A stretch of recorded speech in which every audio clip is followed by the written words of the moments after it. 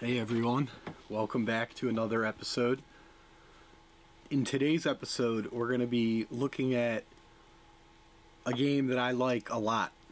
I've been playing it a lot lately. I think it's really, really good. This game is Sol-Deace, also known as Sol-Feace. This game is classic. I mean, you can't beat it. You cannot beat this game. Well, you can beat it if you try real hard. But it's a real classic. So without further ado, we're going to get right into it. Take a sip of my coffee first. Alright. Well. Okay. So where do I start? Sol-Deace. Sol-Deace was originally released for the Sharp X68000 on November 22nd, 1990. It was then released for the Mega Drive and the Mega CD in 1991, and later released for the Genesis and the Mega Drive in 1992. I believe the name was originally, I'm not sure what I think it's called Sol-Deace originally, then they named it Sol-Feace for the US market. I know the Mega Drive version, Mega Drive CD, Mega CD, sorry. That version is actually just called Sol-Deace, and the cover for Mega CD looks like this. I personally prefer the Sol-Deace artwork to the Sol-Feace artwork. I mean, Sol-Feace is still cool, but Sol-Deace is just, I mean, look at that. Way cooler. So, that's some little history about the game. Let's get into some gameplay. Oh, before I get into that, it was developed by Telenet Japan and published in the United States by Renovation, as you can see here. The game was developed by Wolf Team, which is a subgroup in Telenet Japan. Wolf Team's made a bunch of awesome games. Renovation is a great publisher. So, I mean, whenever you see that logo on a Sega game, you know you're getting some quality. That's pretty much it for the introduction, for those of you who aren't familiar with this game. And then now I wanted to go into a little bit into the story. So in the manual, there's some cool little story tidbits that they go through.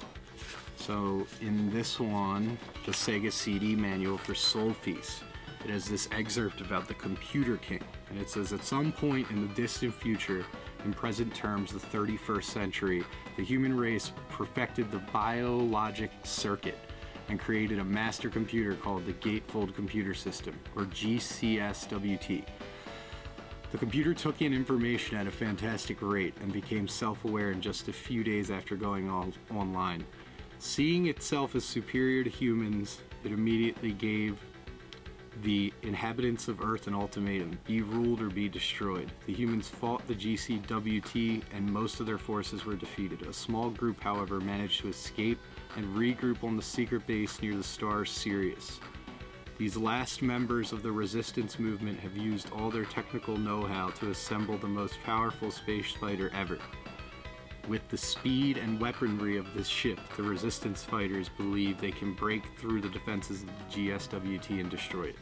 But the space fighter is no good without a pilot. I mean, awesome, awesome stuff. I mean, you get some other really cool descriptions in here. It's a good manual, honestly. The back of the box is also really gripping. So in the back of the box it says, in the third millennium, mankind has launched a new experiment, an ultra-advanced artificial intelligence circuit transplanted into a machine. The result, GCSWT, a supercomputer designed to act as the unifier of human society. But the GCSWT instead turns into a dictator and begins to suppress mankind. A scientist, Edwin Dease, sets out to counter the evils of the GCSWT. Dease designs a revolutionary twin-seat fighter spacecraft, Sol-Deace, which he will use to destroy the GCSWT and free the oppressed Earth.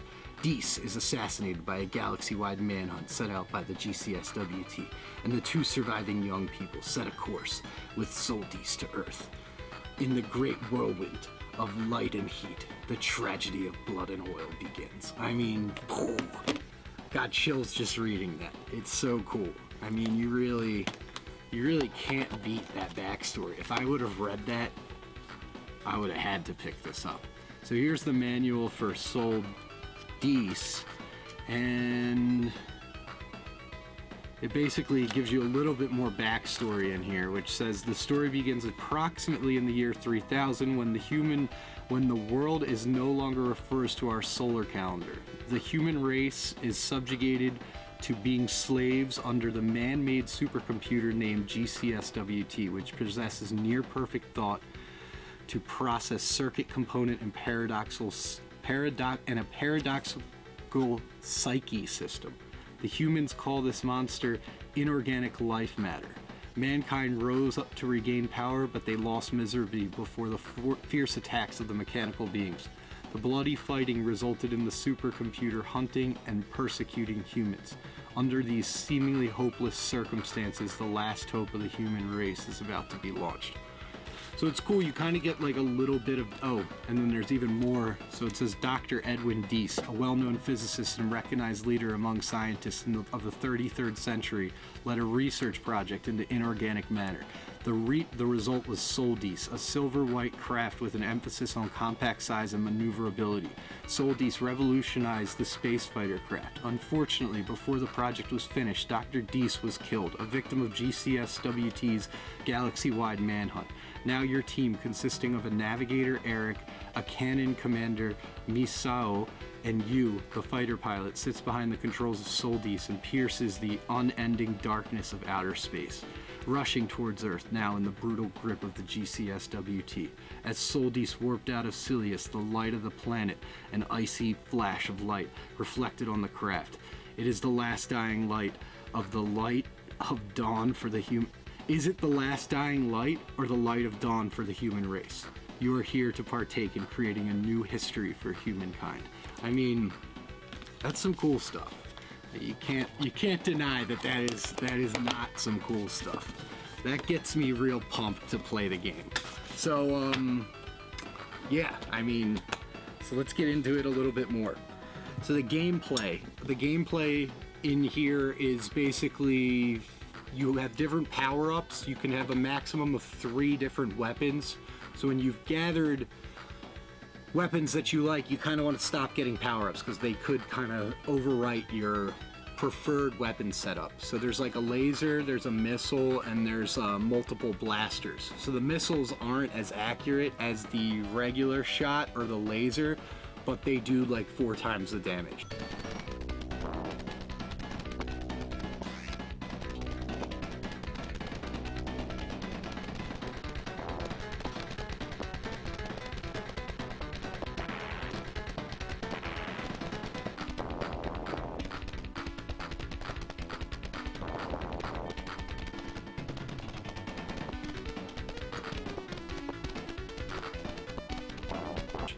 So it's an interesting combination that you can have in the game. It definitely lends itself to like some strategy, which I like. Also, you have 2 cannons on the top and the bottom of your ship, and when you stop shooting, depending on how you press the D-pad, you can fully open it up, you can concentrate your fire, you can put 1 up or 1 down, vice versa.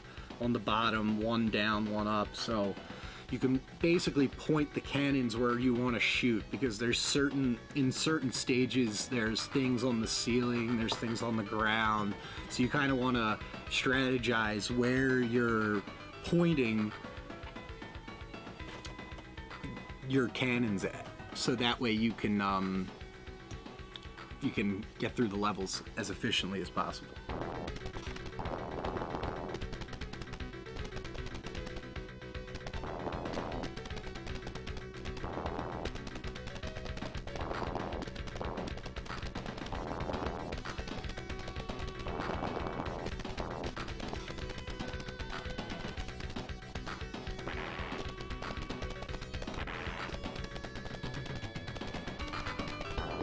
Yeah, And I mean, it's pretty fun. I know I read some reviews about the game that initially when it came out it was kind of bashed because it was said to not be that unique. I don't find that to be the case. I've been playing it a lot. I've probably put 10 hours into it, maybe more, and I still haven't beaten it. I've gotten to like the 4th stage, which is like you're on the outside of this ship. I think there's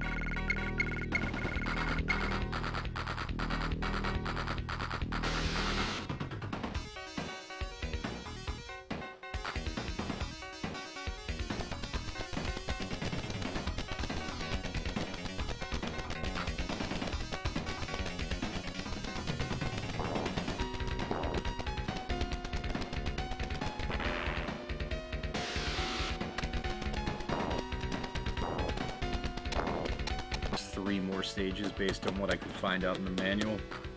And yeah, it's difficult. It's your classic shooter. So I mean, the more you play it, the better you get. It's fun. I think it's a really great game. And honestly, if you have a Sega CD, Sol-Feace is pretty cheap. You can find this game for like 10 bucks. So I would highly recommend anyone who's interested checking it out. I believe this was a pack-in for the Sega CD.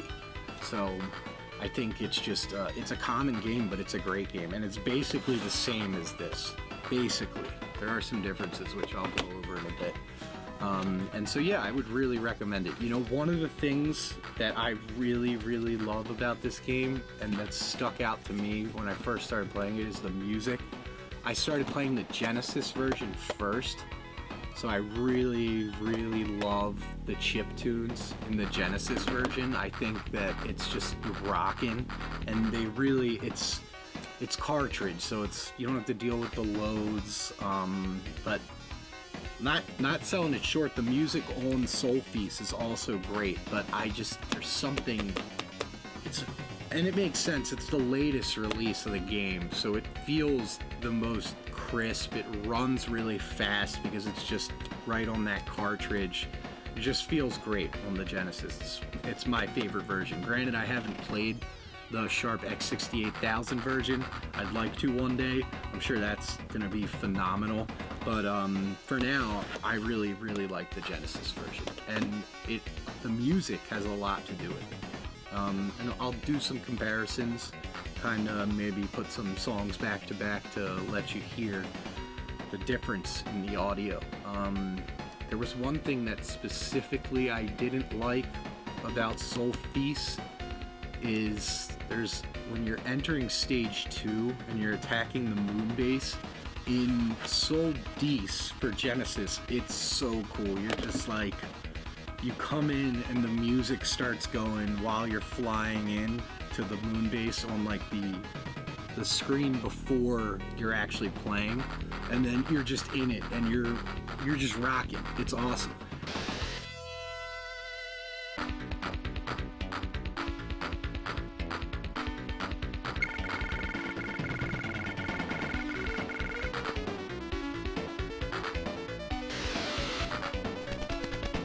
But with Sol-Feace, and I guess they had to do loading, so that might be why, all it has is like a sound of like you blasting in. And I'll put an example in right now.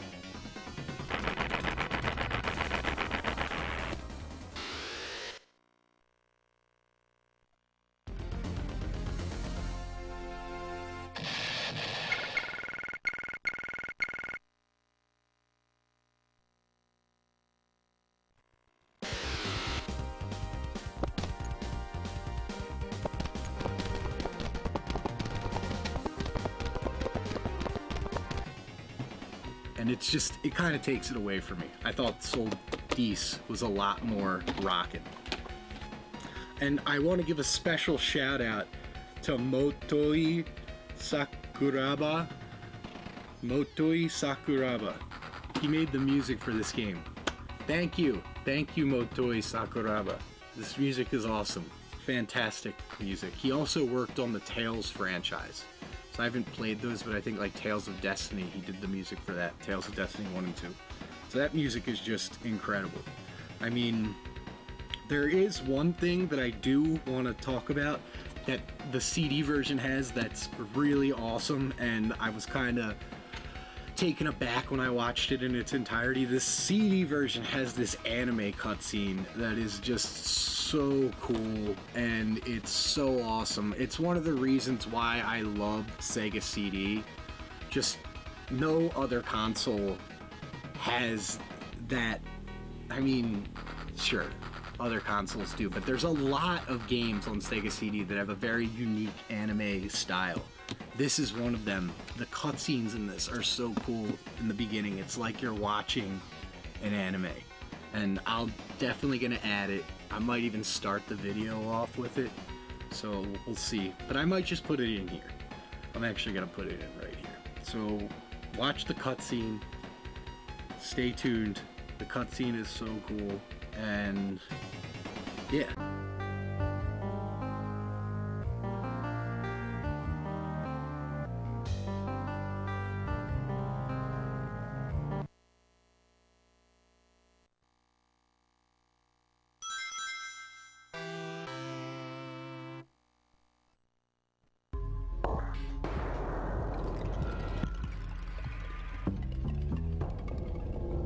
Game Creative Staff, Wolf Team.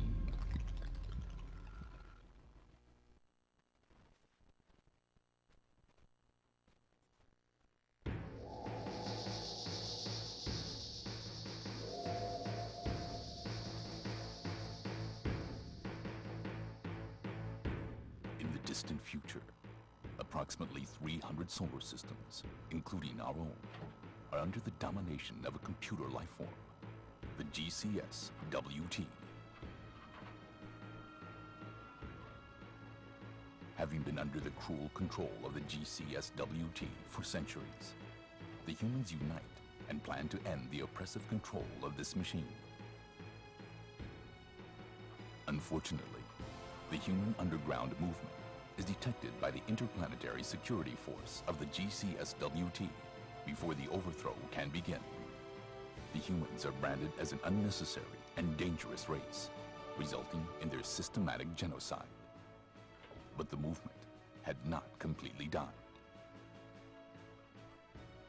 Edwin Feace, a scientist from the 5th planet in the Altair solar system, managed to penetrate the security code of the GCS-WT and destroy the data in the data bank. The humans believed that the GCS-WT would be inoperable for 300 hours while it was recovering from the destroyed data. The last hope left for the humans was to reach the planet Earth while the GCS-WT was inoperable and destroy the computer life form. With this task in mind, the starship Sol-Feace left for a treacherous journey.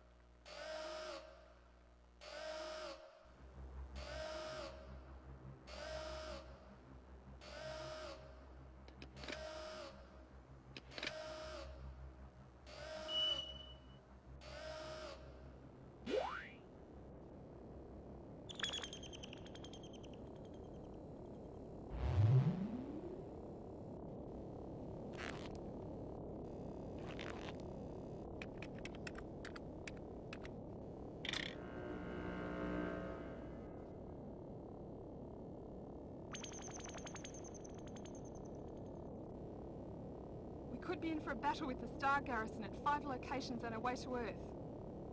Be on the lookout when we're near Sirius, the weapons plant on the outer rim of Sirius, the artificial sun, the Pluto base in Jupiter.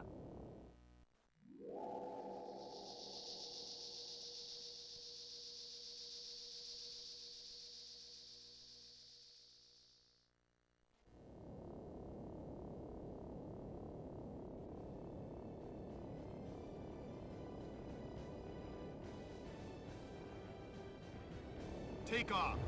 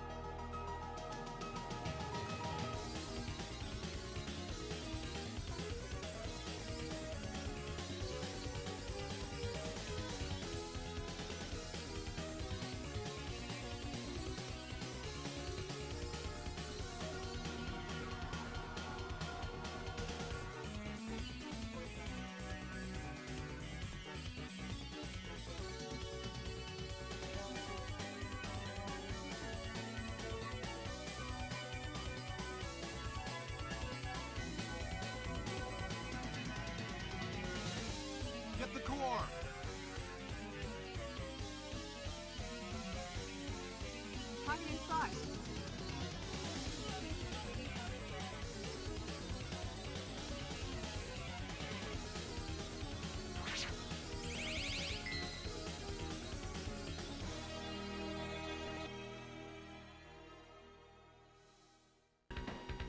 Alright, I hope you enjoyed that cutscene as much as I did. I know I watched it like 4 times on my TV when I saw it for the first time. I thought it was freaking awesome. So, in conclusion, I kind of already went over this. I think the Genesis version is the superior version of this game.